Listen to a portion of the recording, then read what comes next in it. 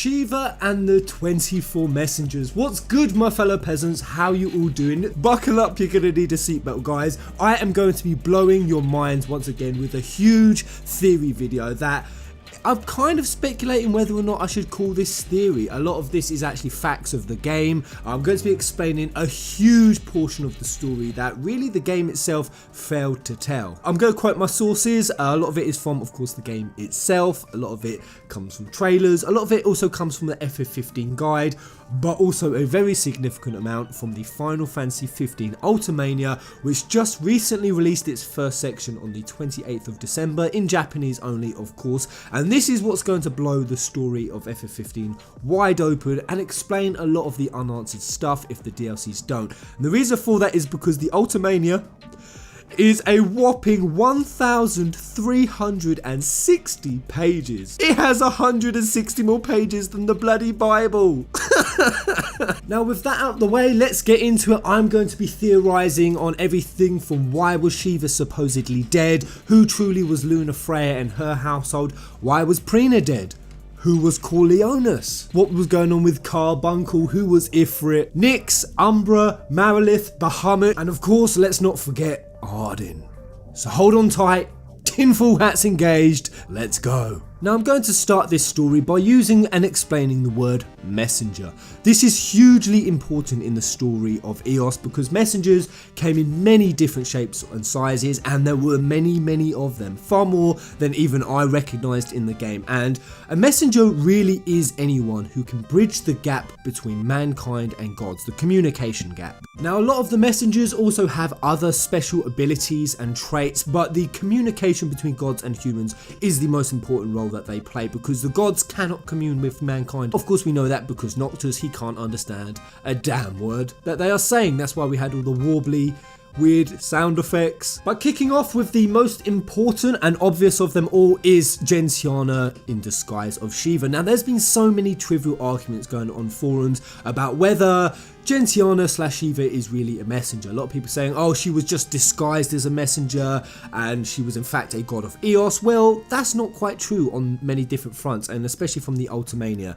At the end of the day, if Gentiana calls herself, or Shiva calls herself a messenger, delivers messages, has the power of a messenger, then I'm calling a duck when I see a duck. But the story goes a bit deeper than that, because what a lot of people have overlooked is Gentiana and Shiva are in fact not the same person. Or at least she wasn't. A huge discovery I made was Gentiana was actually once a person. She was an oracle, as we saw in the cosmogony book.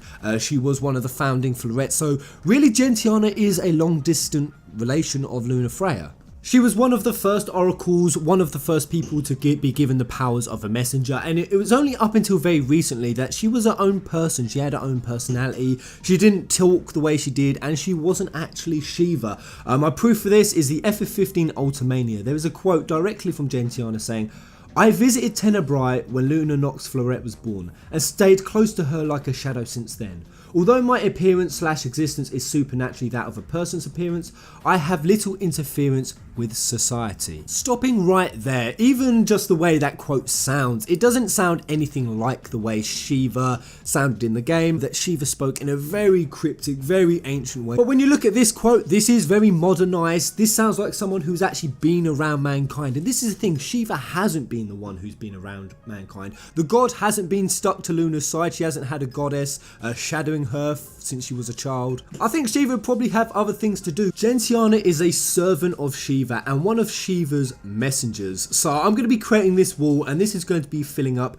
real quick because in total, guys, there are 24 messengers. I'll go into more on that later, but carrying on with Shiva, how then did we have this scene? How did we have Gentiana turning into Shiva, and of course the summon form is now Shiva. It seems like Shiva doesn't have any other form but Gentiana, and that's true, guys, she doesn't. Because in the Ultimania and in certain loading screens in the game, it says that Shiva died 11 years before the game, which was in ME 745.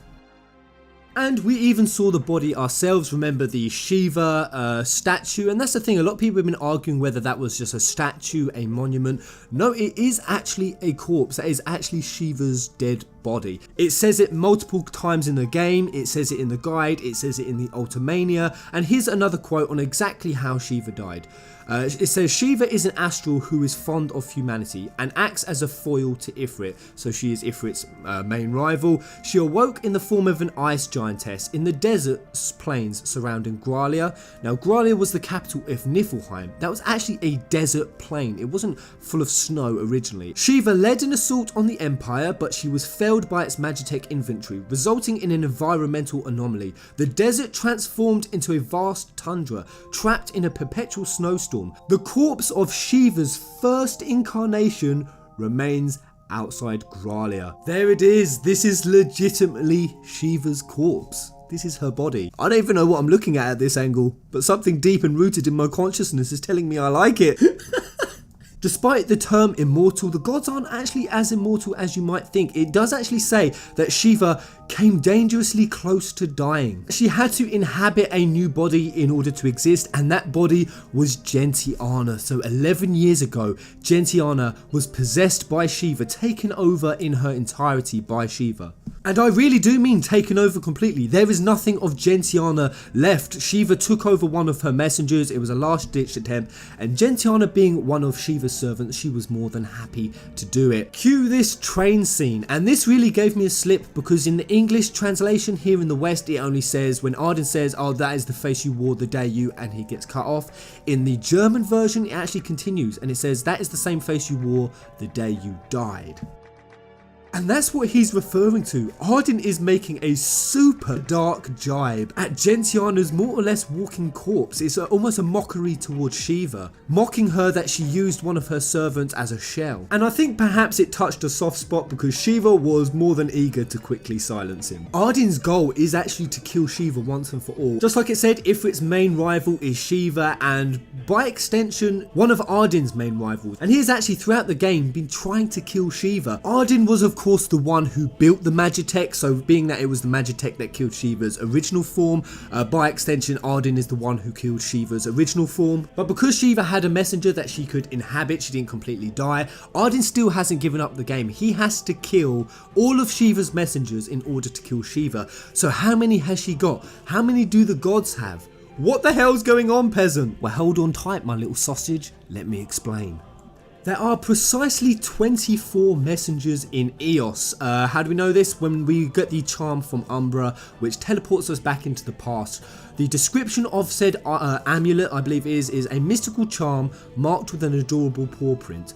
Grants its holder the protection of the Hextathion's heavenly host of 24. The Hextathion are the 6 summons in the game: Shiva, Titan, Leviathan, blah blah blah. And a lot of people on the forums are saying we've only seen 3 of the messengers. I disagree. I think I can get, even with a bit of speculation, theory and explanation, up to 10 or more messengers. But first I need to explain the true nature of the messengers. The 24 are actually divided equally among the 6 gods of Eos, the summons. So each of them have 4 dedicated servants, people who they can use to go back and forth between mankind to communicate. Now this is just my own theory that the 24 are divided this way, and I'll explain my theory and why I think this.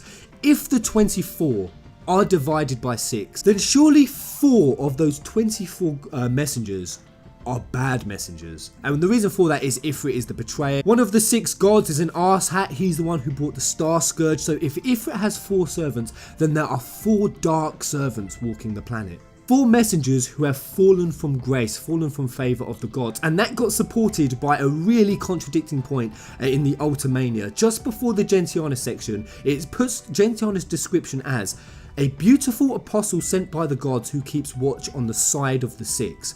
One of the 20 apostles used as apostle/messengers to the gods. So this quote is huge. Not only does it say that Gentiana is her own person, it doesn't say she is a god, it said that she was sent by the gods. So yes, Gentiana was a person, that confirms it, but it only says 20.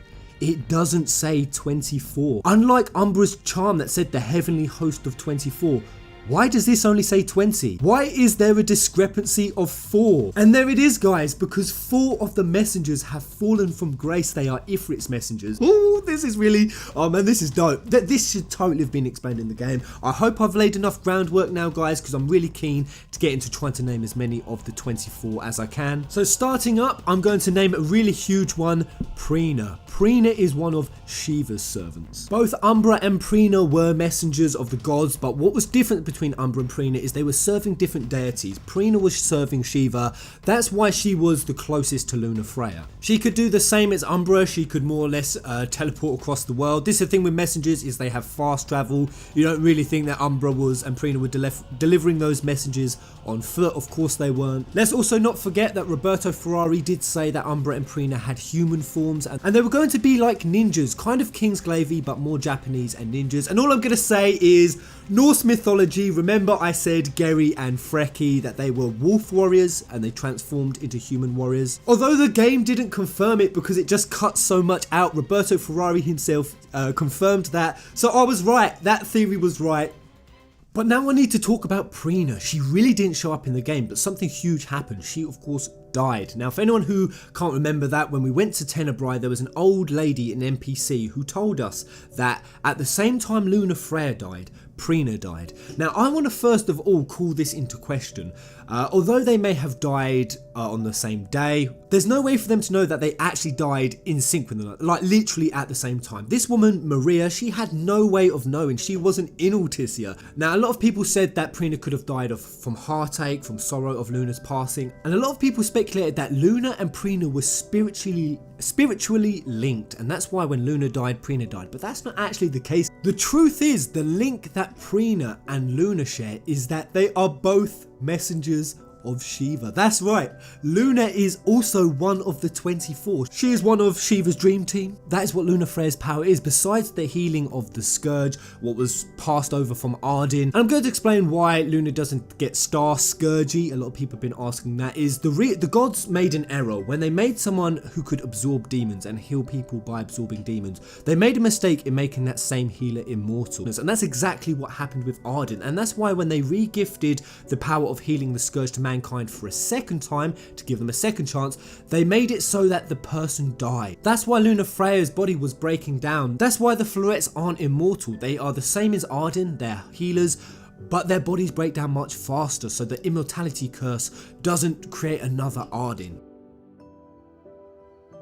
But besides the healing, what can Luna also do? She can commune with the gods. She is another bridge, and so she makes messenger status. Luna is one of Shiva's 24. Every Fleuret mother slash oracle, they are one of her 4 messengers. They just have a much shorter lifespan. And how do I know that is specifically one of Shiva's messengers? Well, remember in Kingsglaive, this goes much deeper in explaining why Luna Freya's mother didn't burn, why she had that ice crown. She was fireproof, and that's because just like Gentiana, who was once an oracle, she's one of the hosts. That is what the link is. That is why there was an oracle on the cosmogony book. That is the tie between Gentiana, oracle, Luna Freya's household, and Shiva. And there is a much big implication of what this explains. Start putting the pieces of the puzzle together. Look at it. This is Ardyn's hit list. It all makes sense. So when we know that Ardyn is a servant of Ifrit, and Ifrit's greatest enemy is Shiva, and Shiva is the fondest of mankind, and she is the one above all of the other gods who is trying to stop Ardyn and the Star Scourge. We then find out that 11 years ago, Magitech infantry killed Shiva's original form. She takes over Gentiana, who Ardyn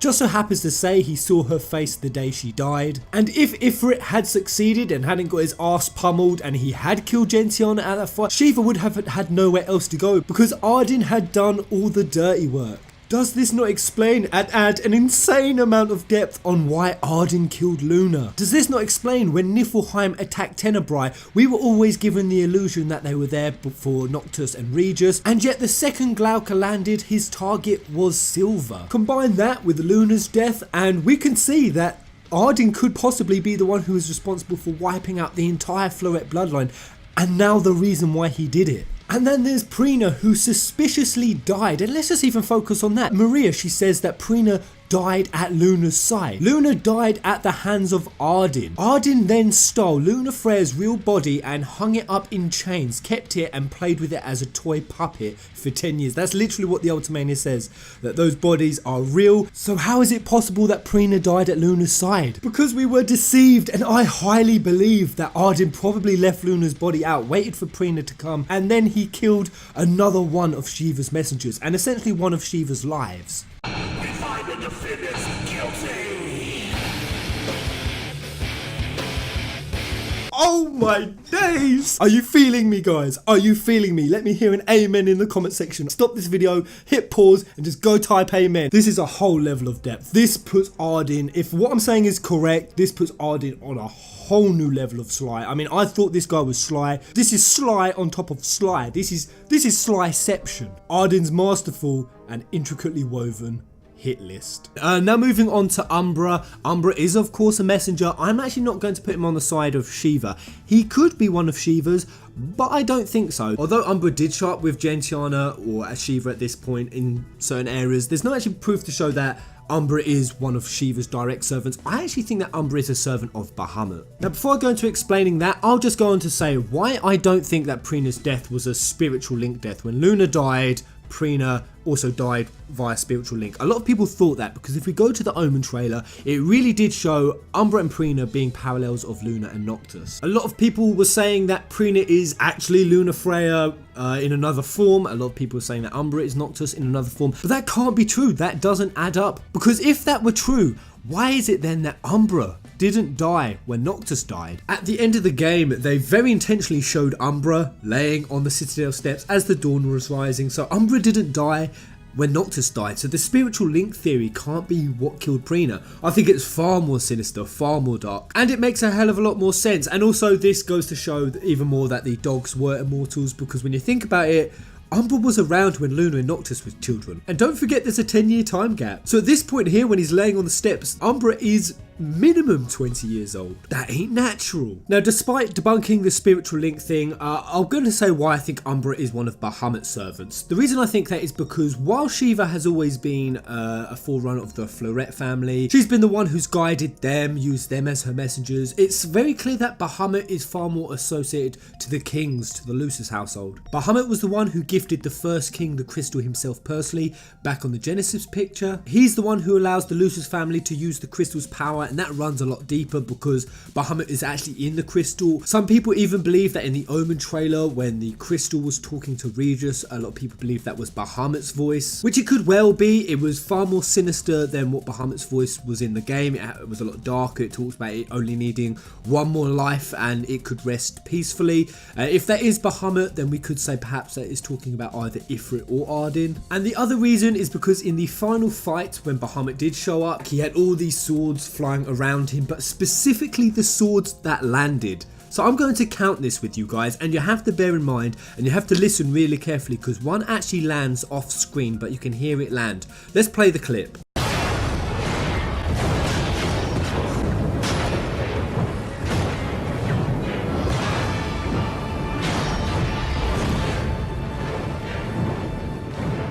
So 12 swords landed in total, and I'll play that again in slow motion because that one, you can hear it off screen. Really listen to it, it does happen.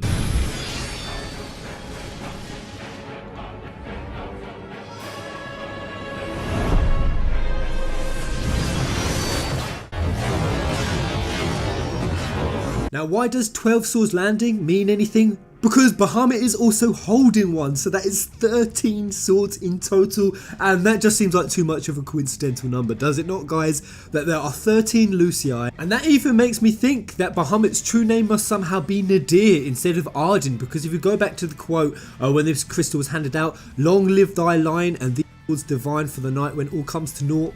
That really sounds like that must be Bahamut saying that. Long live thy line. He wants the Lucis line to endure because he's the one who he is gifted to save mankind. And the armature weapons, the 13 swords, there are 30 swords here. Guys, you know where I'm coming at here.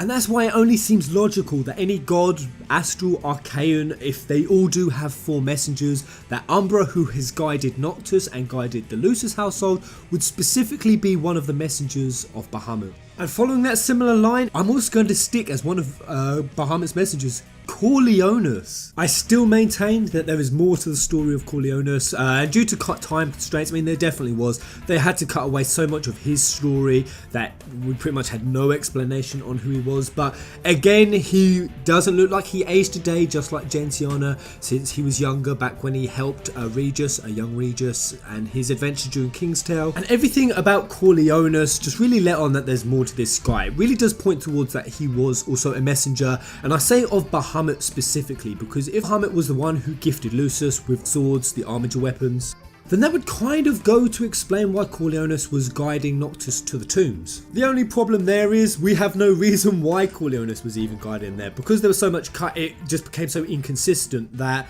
why did Noctis ever have to go to the tombs anyway? Because he just got them at the Leviathan fight given to him anyway. Even without Luna's sacrifice, I think there's evidence in the game that you can get armature weapons without going there. A lot of these tombs were unexplored, especially if you go to the Marlborough one. That one's covered behind vines. No one has been there in centuries to these tombs, and yet Regis has armature weapons. This has been something that's confused a lot of people. How did Regis have armature weapons? Surely he must have gone to tombs, and therefore surely they know where these armature weapons are. And therefore, with no further proof, all we can conclude really is that Corleones was taking him there simply to test him. He even hinted at much that seeing Noctis in battle gave him a lot of confidence that he could fight, that he could see this journey throughout, but there's probably a hell of a lot more I don't know about. Again guys, this is just me theorizing. If you know anything and I'm leaving out any huge details, please let me know in the comment section below, because we could really build on something here. I think there really is a huge missing part of the story that we're piecing together. And moving on to the next messenger,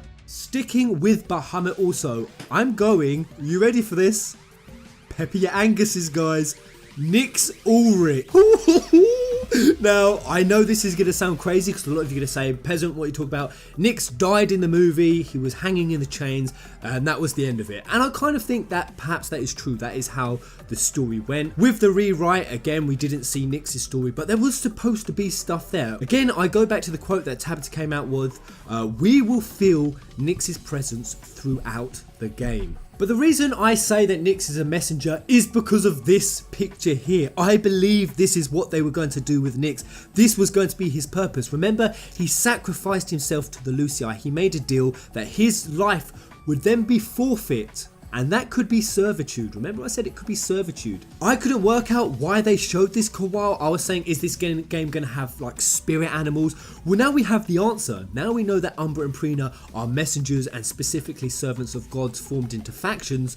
We could easily say that Nyx was going to be a messenger, and I put him in the team of Bahamut. Bahamut was the one who gifted the Lucii their power, so I wouldn't say it's a long stretch to say that the Lucii are almost like servants of Bahamut. That would have been so dope if they'd have run with that, if they'd have run with Nyx being a messenger. Really would have made sense. Right, flying through the remaining ones, because there's not too many others. I think also Carbuncle, we know that Carbuncle, he isn't one of the 6, he, she, it. I called mine Carby. I think Carbuncle could definitely be one of the 24. Which one of the gods he'd be affiliated to, there's no way of knowing. I don't know, maybe Ramuh, just because. Next up, I'm going Ardyn. I'm going to go with Ardyn because he does have the power of a messenger. Again, he's one of the few people who can commune with also gods as well as humans. So he fits the bill in that respect. He is also specifically specified in the guide as one of Ifrit's servants. So I'm going to put him in there.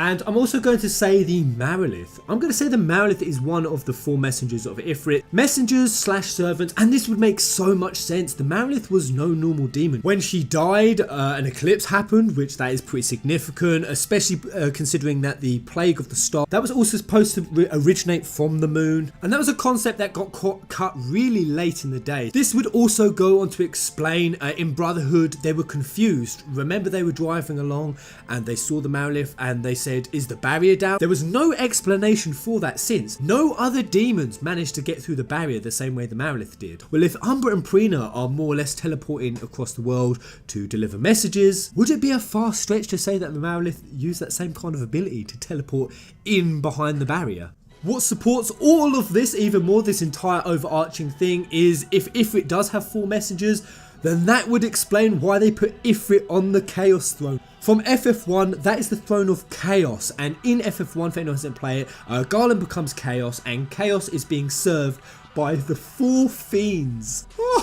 And one of those 4 fiends is the Marilith. If we even just look at that concept there, remember there's supposed to be a Doom Train in this. I'm absolutely 100% convinced that Doom Train was supposed to be in there. There was this Amano artwork, there was all the links in the story, there was the ring. I covered about 2 Doom Train videos that more or less said Doom Train has to be in this game. And then I did an interview with Sue Lightning, go check it out if you haven't. She and the people who went to do that Square Enix video, the video where they spoke about what Final Fantasy means to them, how it's affected their lives, all of those people were shown a bonus trailer, never seen before, and Sue Lightning and others have confirmed that in the trailer they saw there was something that looked like a train but not the train that we saw in the game. They didn't show much of it, it only went past briefly, but quote, it looked black, it looked evil, it looked like something wasn't quite right with it, and that's gotta be Doom Train. It simply has to.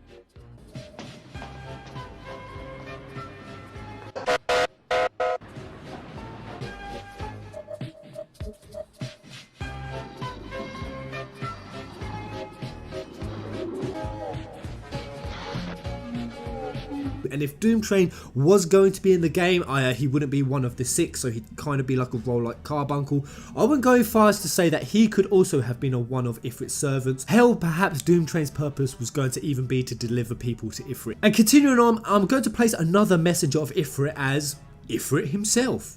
Now, I know this sounds crazy, but I don't believe that this is Ifrit's first form. He is considerably smaller Ifrit than, say, Bahamut. Bahamut is huge, Ifrit is tiny. Who else is tiny? Shiva. Shiva is about the size of Noctis here, but we know that Shiva's original corpse was massive. So does that not strongly imply that when Shiva's first huge form died and she had to inhabit one of her messengers, that the same thing happened with Ifrit? His original form died, he had to inhabit a far smaller version. And there's even more supporting evidence for this, because this would then also explain why Ifrit has a burned arm.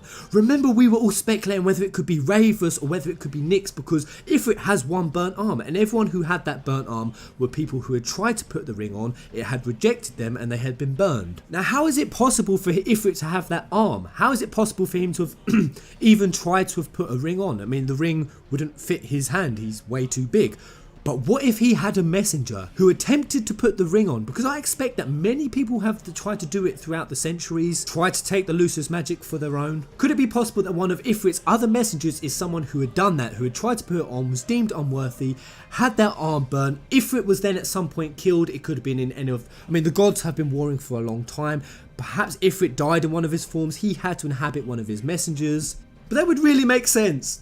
I think it would. Are you guys following me here? Just looking at the time, guys, holy schmoly, I won't take up anymore. There were some others I was going to go into, but they're far more speculative and they'll take far longer to explain, so I won't go into them. But of course, I've only covered about half of the messengers. There are 24 in total, so who do you think the others are? All I'll leave this video off on is this explains so much in the story, especially things surrounding Shiva's death, Gentiana, Luna, Ifrit, his connection to Ardyn, everything to do with Umbra and Pryna. And it's really exciting because there's this wealth of story going on behind the scenes in FF15 that in the DLCs I really do hope that they explain and bring to the forefront. In fact, I really hope we get to see Umbra and Pryna's human forms. I hope things with messengers get far more explained. And really, guys, don't hold back. A messenger, as I said, is anyone who can bridge the gap of communication between gods and humans. Their motives can be good, they can be bad. I kind of even think that was the symbolism behind the Omen trailer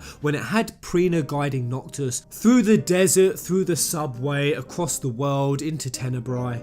I think the symbolism was that was where the messengers were guiding him. All of them were. Gentiana was doing it, Luna was doing it, Umbra, Pryna, all of the messengers were guiding Noctis to what happened in the game, to the point where he became the true king. But the flip side to it is that's exactly where the servants of chaos, the dark ones, Ifrit's messengers, are trying to lead him also. That's the interesting thing about FF15 is the path of both the good guys and the bad guys are the same. Ardyn wants Noctis to become the king of light, so does everyone else. Ardyn's method of defeat is also his method of vengeance. And I believe that is what was being symbolized when Pryna then turned into that dark Anubis, Egyptian god of death symbol. It turned into that dark, raggedy ass dog, and remember when that person, it was kind of Chaos Noctis, it came up, it put a hand, that hand kind of looks a bit burnt and mangled. That could even be Ifrit's messenger form. Or it could mean that Ifrit and his messengers are also doing the same as the others, they're guiding Noctis down this path. And that's really cool, that makes me so happy. Now I can put some coherent sense to the Omen trailer and the purpose of it. I really love that trailer, and I like to think that it meant something. When I put it in this context, hell, that meant a lot. Ardyn was doing so much if he was really taking out Shiva's messengers. If that's what he meant when he was mocking Gentiana and Shiva to her face about her dying and the face she wore. All super exciting, so hit me up in the comment section below. This even goes to explain, a lot of people saying, how is it that when Noctis kills the gods, how is it that they come back? Remember Leviathan after the fight with Tissa is actually described as being killed. The same with Titan is described as being killed. Well guys, if this is all true, that means that Titan, Leviathan, all of the summons that Noctis fought, they would have also had to have retreated into some of their messengers. So yeah, there are messengers for Ramuh, Titan and Leviathan, there must be. I don't know which one, but I'm pretty sure Dave was a messenger. Oh man, Dave for the win. I don't know, maybe even Dino. Maybe Dodgy Dino was a messenger. Hell, anything is possible at this point. Hope you enjoyed this video, guys. Go crazy in the comment section below. Don't hold back. Anything I missed, anything that you noticed, anything you want to add on to. Thanks for watching, peasants and peasettes. Until the next video. True!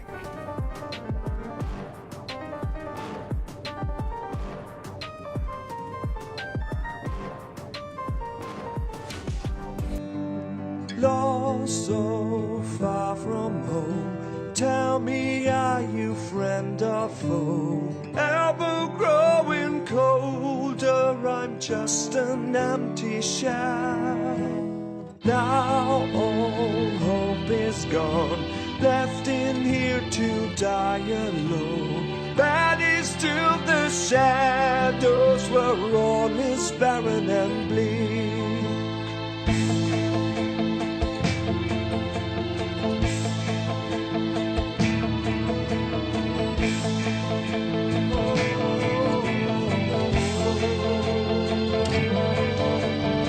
Now the die is cast, caught within my distant past, plagued by these illusions of days I'll never see.